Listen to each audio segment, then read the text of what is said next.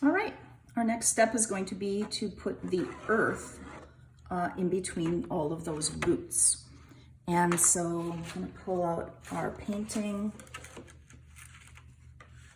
And very similar to what we did when we did the sky, we worked around all the branches. So we're going to do the same thing, and we're going to work around all of the roots.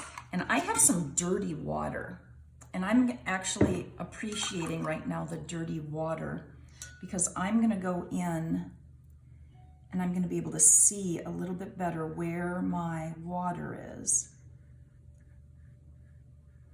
And I'm going to paint water around these branches, just like we did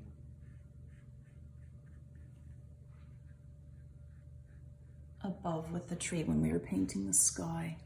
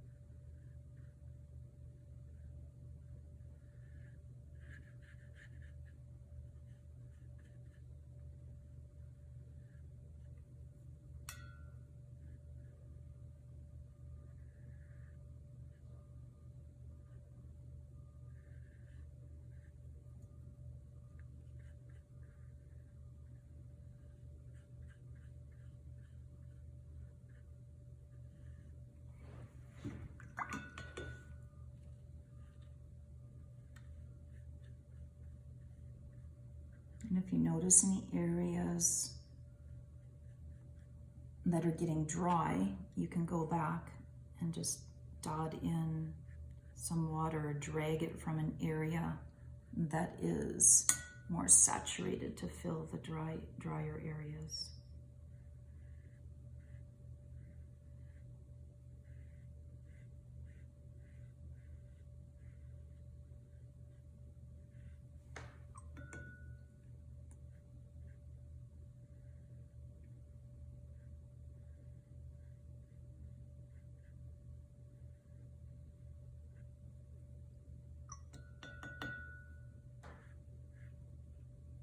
And we're going to be using just one color, the rust.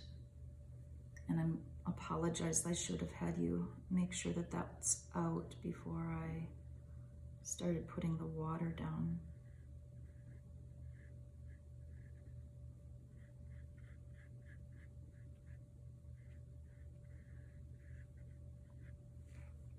So if you're working with me, just think about where that rust is, and hopefully it's real close by. And if not, you can go grab it. Like, I started this, I don't know how many minutes ago, my camera would tell me, but it's still nice and wet. I've got a little pool of water happening down here. I'm going to soak some of that up and bring it over here.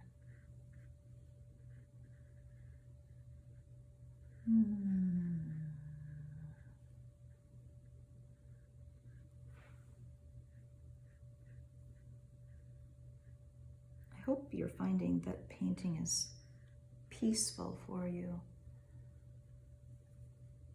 And it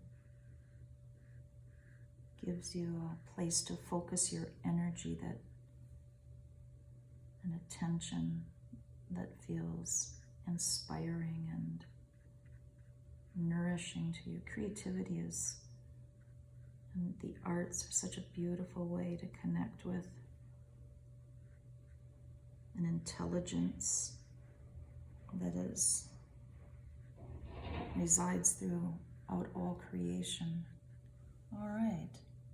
So again, I apologize if you're working with me and you don't have your paint. So go ahead, look at that little dot of red.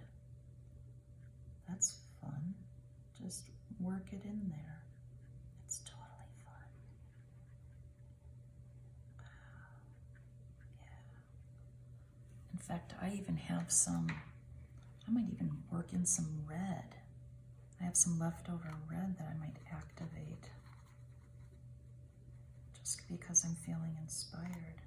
All right, but let's go ahead and start. Let's go ahead and start with the rust. Let's go ahead and just working around.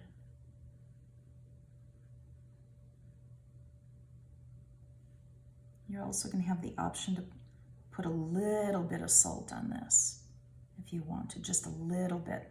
You don't want to distract energetically from the sky. You know what? I think what we're going to do, we're not going to do salt.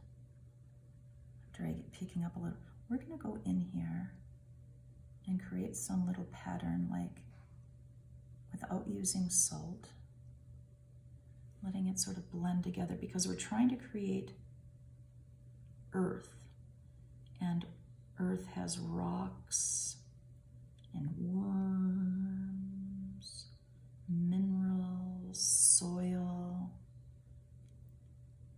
So we're just going to try to create some space. This is fun. Okay. This was not the plan, but it's obviously the plan because it's what's coming up from a place of being inspired. And you might even be inspired. You might see something happening on your paper and say, oh, I want to follow this way. You do not need to listen to me. You do not need to do it my way. If you're feeling inspired in a different direction, follow that direction. Now I'm going to look down at my paper. I see that I've got some areas that are starting to dry. So I need to dot in some water there. I need to dot in some water here. I really like this. This is fun. And again, if something starts happening on your paper and you're feeling inspired, follow the inspiration. Follow the inspiration. So you can see how I'm going along the edge of creating the shape, and I can go straighten out some of these if I feel to.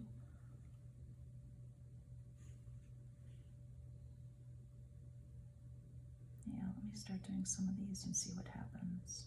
Just drawing some interesting lines.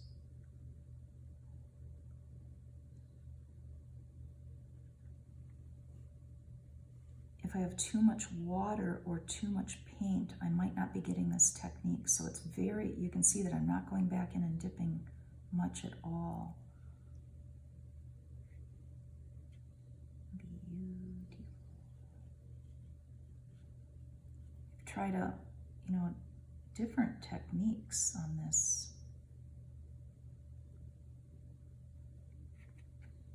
Mandala. Now I've got a puddle of water there. I don't know what's going to happen. See what happens with the puddle of water? I think I'm going to come back to that and work in the area where I don't have a puddle. I have too much water up there. But you might like that, what that creates too. Follow your smiles. Do you know what following your smiles is? When you feel that inner happiness, and following your smile when you're out in nature, and maybe you catch a breeze, a whiff of a beautiful flower, and you smile, or the sunshine or a sunset. Follow that energy always in life. And not a lot of times, it always comes from inside.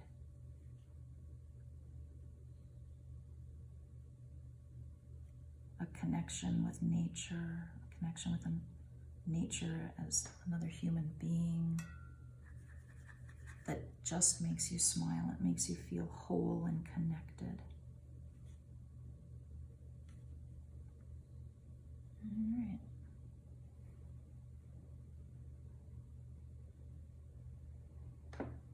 I'll just look ahead, and if there's any part that's dried, clean off your brush and go in and add some clear or slightly tainted water.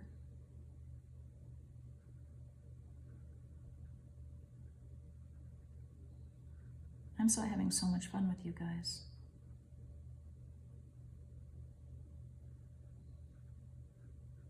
I mean, honestly, when I sit here and paint, I imagine that I'm painting with you. I can see you here with me. Imagine you painting with me, cleaning up some of the edges. Oh, remember, I left that spot there. I'm gonna clean off my brush. Look at my rag, very purpley. Dry off my brush, and then I'm coming in here and I'm gonna soak up that water. And then I'm gonna come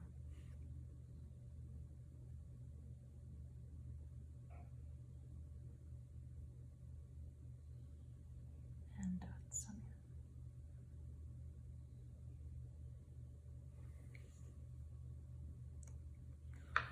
Pop, pop, pop.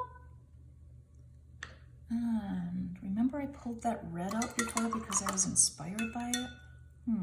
Let's see if I'm still feeling that. Let's see what happens when I mix up a little a reddish orange, a vermilion.